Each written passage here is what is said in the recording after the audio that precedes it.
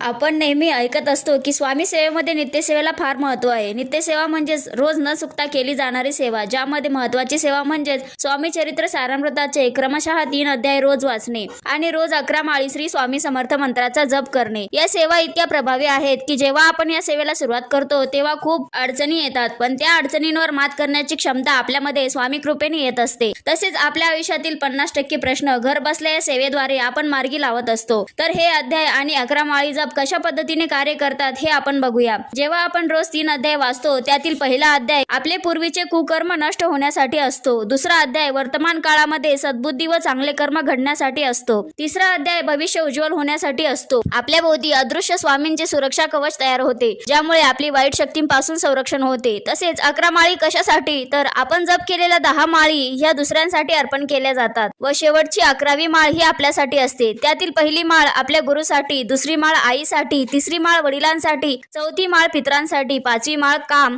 6वी माळ क्रोध, 7वी माळ लोभ, 8वी माळ मोह, 9वी माळ मद, 10वी माळ मत्सर आणि शेवटची 11वी स्वतःसाठी असते. कारण आपली पायरी ही 11वी आहे. गुरुपासून अनुक्रम प्रत्येक माळ त्यांच्या चरणी अर्पण करत जावी लागते. नंतर आपले काम होते. षडरिपू आपल्या प्रत्येक आध्यात्मिक मार्गामध्ये बाधा आणण्याचे काम करत असते. त्या बाधांपासून आपले संरक्षण करण्याचे काम स्वामी करत असतात. तर या सोप्या पण अतिशय प्रभावी अशा सेवा आपण आवर्जून कराव्या आणि स्वतः याची अनुभूती घ्यावी. श्री स्वामी समर्थ.